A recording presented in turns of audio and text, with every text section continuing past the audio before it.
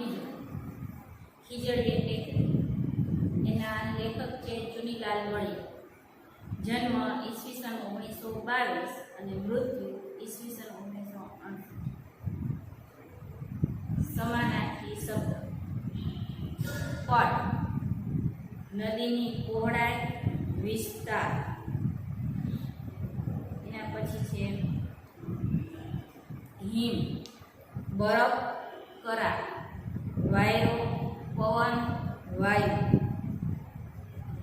એના પછી કાળી ડિબાંગ, ઘોર અંધારી અથવા અત્યંત કાળી. એના પછી છે ખોખરું, પોલું અથવા પોકળ. પરાણે મહામહેનત, માંડ માંડ. ટાંગું ટીંગાળું અથવા લટકાવવું. શુભ સુંદર, રમણીય. હતભાગી કમનસીબ, અભાગી. એના પછી શબ્દ સમૂહ હિરણ એક નદીનું નામ.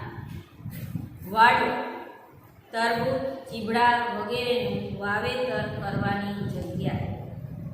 ગીર ગિરનારનો પ્રદેશ. સાઠી કપાસ, તલ, એરંડાના છોડની પાતળી સોટી. ભારી ઘાસ, સાઠી વગેરેને એકઠા કરીને બંધાતા બોજ કે ઝૂડો.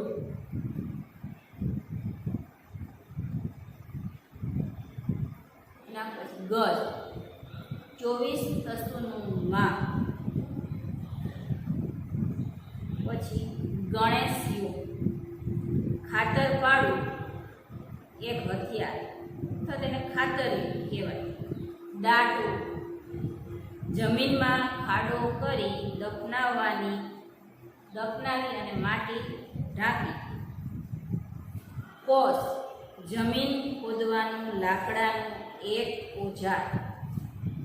ચાડીઓ પક્ષીઓ ખેતરમાં ઉગેલા પાકને ખાઈ ન જાય એ માટે બીવરામાં ખેતરમાં ઊભો કરેલો માણસનો આકાર. દફન મૃતદેહને જમીનમાં ખાડો કરીને દાટવો તે. કોદાળી જમીન ખોદવાનું એક ઓજાર. કબર જમીનમાં ખાડો ખોદી મૃતદેહને દાટી તેના પર કરેલું ચણતર. પાનું કોદાળીનું ફળું. ખાપણિયું કપડું એટલે મૃતદેહ પર વીંટાળવામાં આવતું વસ્ત્ર. એના પછી છે તમારે તળપદા શબ્દો. પેલો દિલ શરીર. પછી આવશે ઘટવું ઓછું થવું. પછી સારું માટે. કટકી એટલે કે ટુકડો. એનામાં બાલુડા નાના બાળ. છાતી સામે નજર સામે. ખરડાવું એટલે કે મેલું. કશી કોઈ. આઈ માં. હોશ ભાન. હામ હિંમત. ચડવું મળવું. અબ ઘડીએ હમણાં. આના પછી રૂઢિપ્રયોગ. સુમેળ સાધો સારો મેળ બેસી. એના પછી સળવળી જાગી. ઢોર માર મારવો સખત માર મારવો.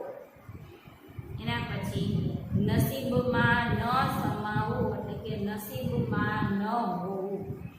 નવો પ્રકાશ ઝબકવો એટલે કે નવો વિચાર આવવો. એના પછી પાતક માથે લેવું એટલે કે પાપની જવાબદારી લેવી. એના પછી દ્રશ્ય દેવાઈ જવું એટલે કે આંખથી અળગા થઈ જવું. નામ લેવું રાખવું એટલે વંશ વેલો ચાલુ રહે એના પછી આપણે આ પાઠના એક કહેવત છે. એક ઘા ને બે ખટકા, એટલે કે તળ ને ફળ, જવાબ અને નિકાલ કરી નાખો, એટલે કે ઝડપી નિર્ણય અને નિકાલ કરી નાખો. હવે પાઠ છે એના આપણે પરિચય મેળવીએ અને પછી પાઠ આપણે આગળ ચલાવીએ. ચુનીલાલ કાળીદાસ મળિયાનો જન્મ રાજકોટ જિલ્લામાં આવેલા ધોરાજીમાં થયો હતો. 1939માં મેટ્રિક અને 1945માં મુંબઈની સિડનહામ કોલેજમાંથી બીકોમ થઈને મુંબઈથી પ્રકાશિત થતા જન્મભૂમિ દૈનિકમાં જોડાયો. 12 વર્ષ જેટલો મુંબઈમાં સમય આવેલી USISના ગુજરાતી વિભાગમાં કામ કર્યું. તેમણે નવલકથા, નવલિકા, નાટક, વિવેચન તેમજ કાર્યક્ષેત્રે ખેડાણ કર્યું છે. વ્યાજનો વારસ, વેળા વેળાની છાંયડી, લીલુડી ધરતી ભાગ 1-2, સધરા, જેસમનો સારો વગેરે નવલકથાઓ, ભૂગવાટા પૂર, શરણાઈના સૂર, અંતઃસ્ત્રોતા વગેરે વાર્તા સંગ્રહો, રંગદા, શૂન્યશેષ, રામલો, રોબિનહૂડ વગેરે એકાંકી અને ત્રિઅંકી નાટક સંગ્રહો આપ્યા છે. તેમણે ચોપાટીને બાકડેથી હળવી શૈલીના નિબંધો, વાર્તા વિમર્શ, શાહમૃગ, સુવર્ણમૃગ વગેરે વિવેચન સંગ્રહો આપ્યા છે. તેઓ રણજીતરામ સુવર્ણચંદ્રક અને નર્મ સુવર્ણચંદ્રકથી સન્માનિત થયા છે. પાઠનો આપણને સાર શું કહેવા માંગે છે? જીવનની કારની ગરીબાઈ વચ્ચે ધબકતા પિતૃહૃદય ભોજાની હૃદયદ્રાવક મનઃસ્થિતિ સૌ કોઈ ભાવકનું કાળજું વિંધી નાખે તેવી કરુણ છે. ભૂખ ભૂંડી છે અને ગરીબી કારની છે, વસમી છે. એ શું કરે છે ને શું કરાવે છે એ આ નવલિકાનો વર્ણય વિષય છે. કહેવાતા મૃદ બાળકનું રેશમી વસ્ત્ર લેવા ભોજો ઠંડીમાં ઉઘાડા શરીરે ઝઝૂમે છે. સમાજ જીવનની આ વરવી વાસ્તવિકતા ભોજાના કાળા કર્તૃત્વ ભૂલાવીને તેના પરિવાર જોડે સહૃદયતાનો તંતુ સાંધે છે. ભોજાના ભયની સામે માસ્તર પરિવારનું અમી ભરેલું ભય વચન વાર્તાનો સુખાંત સર્જી સર્જકની કલ્પનાથી સફળતાનો પરિચય કરાવે છે. ભોજાની લાચારી દીનતા સામે માસ્તર દંપતીની ઉદારતા સદૈવ સ્મરણીય બની રહેશે. પાઠનો ફકરો વાંચતા જાય સમજાવતો છે. પાઠ ચાલુ. હિરણના હેઠવાસના પટમાં ખીજડીયા ટેકરાની નજીક ભોજા કાળુએ દર વર્ષના રાબેતા મુજબ તરબૂચનો વાળો ઊભો કર્યો હતો.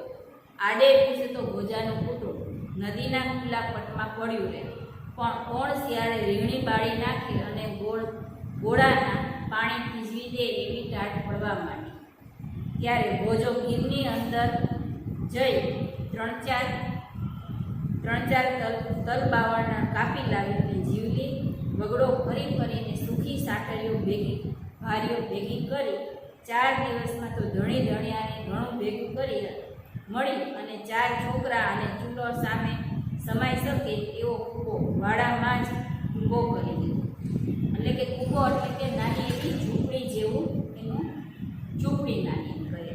એટલે કે એમાં બધું સમાય છે, બાળકો રહી શકે અને રસોઈ પણ કરી શકાય એવો નાનો કૂવો. આમ તો પોતે નદીના પટમાં એટલે કે મકાન વિચારાને હતું ને એવી ગરીબ પરિસ્થિતિ હતી, પણ શિયાળો ખૂબ હોવાથી બહાર રહી શકાય નહીં, થોડીક એને અઢેલી હકાય એવી નાની એની ઝૂંપડી કરીને પોતે રહેવા લાગ્યા. છતાં ભોજાને લાગતું હતું કે દર વર્ષ કરતાં આ વખતે ટાઢ મારા પર વેર વાળવા આ વાળા ઉપર જ વધારે પ્રમાણમાં ખાબકી છે. એક તો હિરણની પાટમાં ટાઢા બોર પાણી અને વધારાના પોષ મહિનાનો હિમ જેવો વાયરો. આ હિમ વરસાદ વચ્ચે ભોજો સાવ ઉઘાડા ડીલે ઊભો વાળાનું ટોયામણ કરતો. એને પેરાતું કર્યું તો આજે એના સમયને સાંપડતું ન હતું. વર્ષો જૂની ચોરણી હતી. એના પર ગોદડા જેટલા ઉભરા ઉપરી થીગડા ચોટી ચૂક્યા હતા અને હવે તો થીગડા પણ ઘસાતા ઘસાતા જાણે બનેલું એ થેપાટવા એટલું તો જાણે ઝીણ થઈ ગયું. એની વધારે જીર્ણોદ્ધાર શક્ય જ ન હતું. એટલે એની આવી કારની ગરીબી હતી. તેને કપડાં પણ લેવાની તેવડ નહોતી. એટલે જે કપડાં ફાટી જાય તો ત્યાં પણ પોતે થીગડું મારી અને પહેરી લેતા. પણ એ થીગડું પણ એટલું જીર્ણ એટલે કે એટલું હાવ ઝીણું થઈ ગયું હતું કે એની માથે હવે બીજું કપડું ચડી શકે એમ ન હતું. હવે એની કારની ગરીબી હતી. ટાઢ જીરવી એ ભોજાને માટે નવી ન હતી. ભૂતકાળમાં પોતે જેમ સિંહ ચોરીઓને રવાડે ચડેલો ત્યારે કાજળ ફૂટ્યું હોય એવી કાળી ડિબાંગ રાતે એ કાજળ રંગ જોડે પોતાને સીસમ વરણા શરીરને સુમેળ સાંધવા એક ઉકળતી ટાઢમાં પણ ઊભા મોલમાંથી ભારીઓ બાંધી જતો. છતાં હવે અવસ્થા થઈ હતી અને જુવાનીને ચડતા લોહીની અભાવે સહનશક્તિ પણ ઘટી હતી. તેથી હિરણના ઉપવાસવાથી સુસવાતા વીછીના ડંખ જેવા ઠંડા વાયરા ક્વચિત ભોજાના જડબાની ડાકલી બજાવી જતા ખરા. પણ પોતાની 32 દાંતિયા કરડે એ સામે ભોજાને એટલો રંજ ન હતો જેટલો રંજ એને ટાઢમાં કપડાના અભાવે તૂટવાતા નાગા ભૂગા બાળકો. એટલે આમાં એનો ભૂતકાળનું પણ આપણને થોડુંક કીધું છે. એટલે કે એમાં એમ કે પોતે ચોરીના રવાડે પણ ચડેલો, પણ ત્યારે એની જુવાની એટલે જુવાનીમાં પોતે મોલમાંથી પાક લઈને આવતો રહેતો અને વેચીએ ગયો. ત્યારે એની જુવાનીનું ચડતું લોહી હતું ત્યારે એને ટાઢની ખબર પડતી નહીં. પણ હવે એને એની જુવાની વહી જતી હતી, અવસ્થા દેખાતી હતી. એટલે પોતે હિરણનું જે હિરણ એટલે કે નદીનું જે પાણી છે એના ઉપરથી જે પવન આવતો પોતે તો સહન હજી કરી જ ગયો, પણ એને એની ચિંતા કેની હતી કે એના નાના બાળકો છે કે જે એને પણ પૂરા પહેરવા કપડાં નથી એ તૂટવાતા એનું જોઈ અને એને રંજ એટલે કે એને દુઃખ થાય.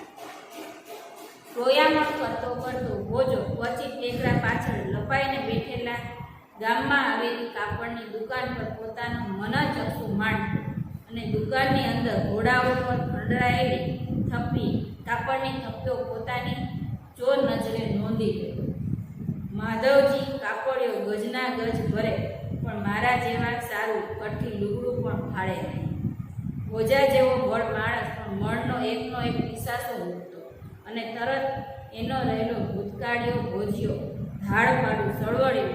માધ્યાની આટના ઉમરામાં એક ગણેશીઓ ભરાવું દઉં અને ભેગા એના પોખરા કમાડ ભડાક કરતા ઉગાડી પડે અને ખંભે ઉપાડી શકાય એટલું કપડું ઉપાડી અને કુબા ભેળું કરી દઉં. એટલે પોતે ગરીબીને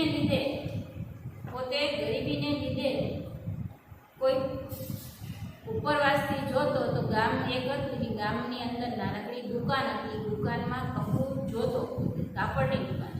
ત્યારે એના મનમાં એમ થતું કે જે ધાડ પાડું એટલે કે જે પોતે ચોર હતો એનું મન સરળ્યું કે મને એમ થાય છે કે હું એનું આમ રાતે બધા સૂઈ જાય પછી એનું કમાડ છે તોડી નાખું ને એમાંથી એક આખો કાપડનો ઢગલો જે કે ઉપાડી લઉં કે મારા બાળક છે આ તૂટવાય છે એ તૂટવાય નહીં અને ઘર ભેગું મારા કુબા ભેગું કરી દઉં.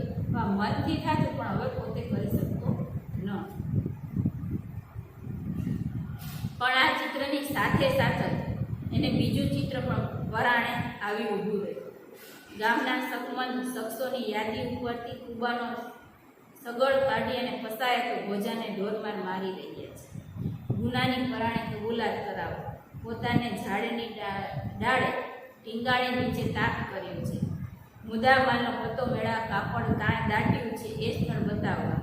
હાથ પગ બાંધી રણગોવાળીઓ બનાવીને લાકડીને તળાપીટ બોલે છે.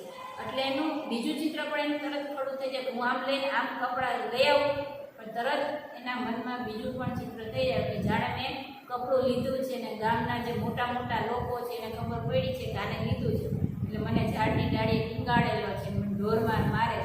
એટલે એનું મન છે વિવરિંગ થઈ જતું પોતે આ લેવાનું ટાળી દીધું.